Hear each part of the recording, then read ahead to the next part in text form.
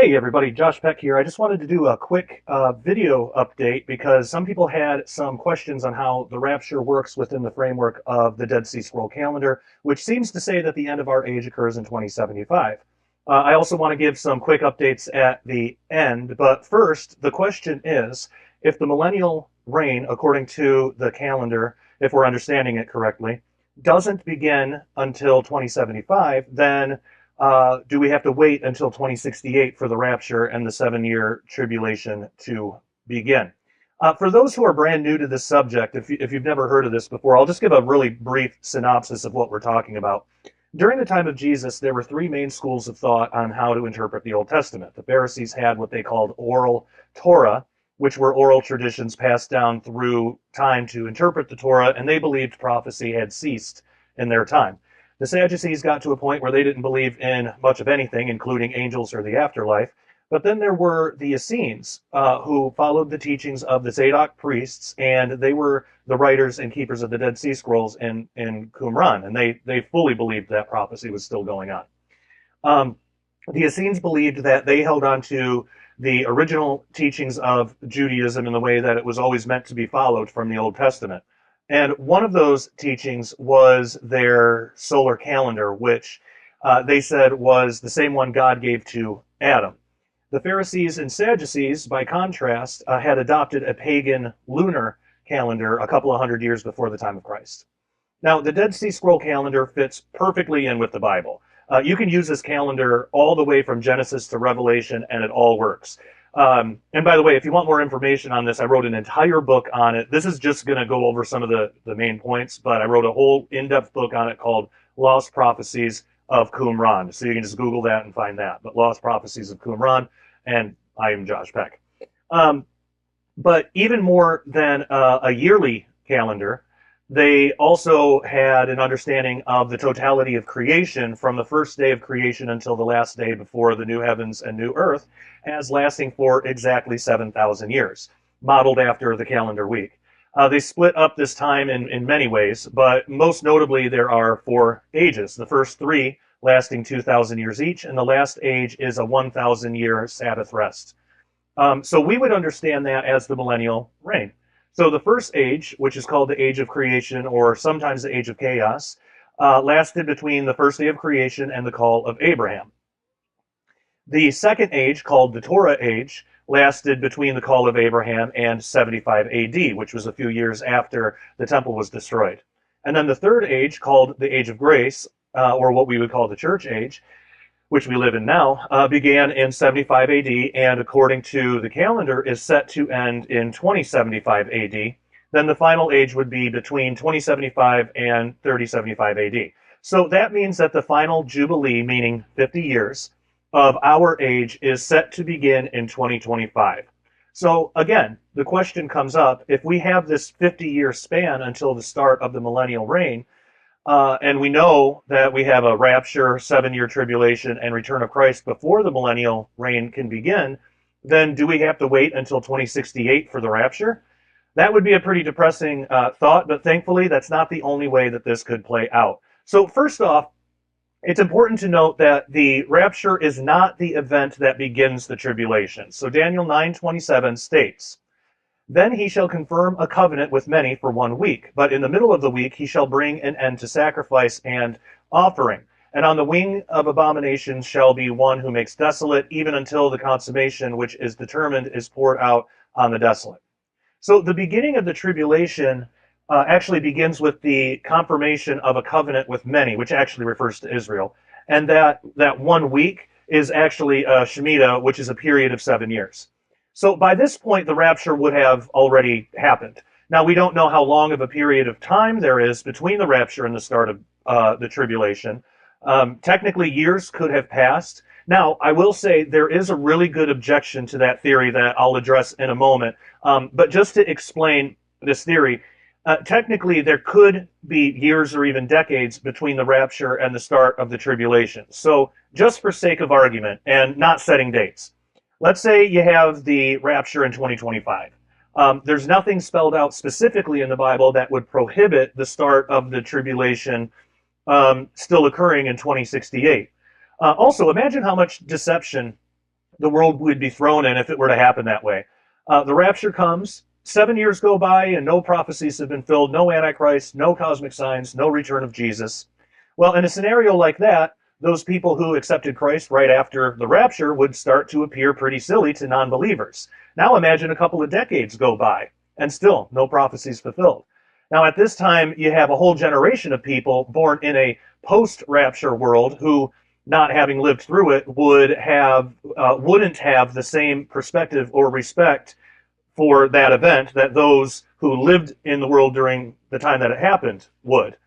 Um, could this, many of us remember living through 9/11, for example, but there's a whole generation of young people now who don't have the same perspective of it because they were born after, in a post 9/11 world. It's something like that. It would be similar. So could this be why all throughout Revelation people have such a hard time converting and believing with what they're seeing with their own eyes? They're seeing all these prophecies, but they're so dead set on not believing it. Could this be why? There is a lot more to this theory, and again, I go into great detail in my book, Lost Prophecies of Qumran, about it, but that's just the basic gist of the theory. Now, there is a good objection to this, that I want to address, and I heard this first from my good friend Mondo Gonzalez, that basically says we are given two examples of what to expect with the rapture, Noah and Lot. And in both of those cases, God rescued them right before the destruction came. God did not put Noah on the ark decades before the flood came, and God did not rescue Lot decades before the fire and brimstone came. So following that pattern, it's most likely the rapture will occur just before the tribulation starts. And I think that is a really good point, and one that we should definitely keep in mind. Now, one could say that God warned Noah 120 years before the flood that it was going to happen and began giving him instructions for his escape at that time, but Noah was still on earth, not in the ark, and we don't have anything like that with Lot, so the fact that God warned Noah early doesn't correlate, in my opinion. So are we back to having to wait until 2068 for the rapture? Not necessarily. There is still another option. Now, we know in the final Jubilee of the Age of Torah, which began in 25 AD, and again, a Jubilee is a period of 50 years, Jesus fulfilled the prophecies of his first coming very early in that last Jubilee. He was crucified in 32 AD, only 7 years or one Shemitah into the final Jubilee of the Torah age. Now, we as Christians would say that our age of grace, our church age, started with the indwelling of the Holy Spirit, which is true. But think of it as a piece of the next age that was brought in as a precursor to when the next age would officially start. So let me tell you what I mean. Think of it this way. I could say that I'm going to throw a birthday party next Friday at 3 p.m. Well, in order to prepare for that, I might schedule the attractions on Tuesday, order the cake on Wednesday, buy the gifts on Thursday, pick up the cake on Friday at 1 p.m., so that by Friday at 3 p.m., everything is ready and in place. It could even be that I had everything ready and in place an hour before the party was set to start. But would we say that the party really started at 2 p.m. then? Not technically. Even if people started showing up early, we'd still say the official start of the party is at 3 p.m. So ages, in the Essene understanding and the Dead Sea Scroll understanding, work in a similar way. There was a lot that needed to happen before the official age of grace could begin, including the destruction of the temple and the abolishment of the Pharisaical sacrificial system.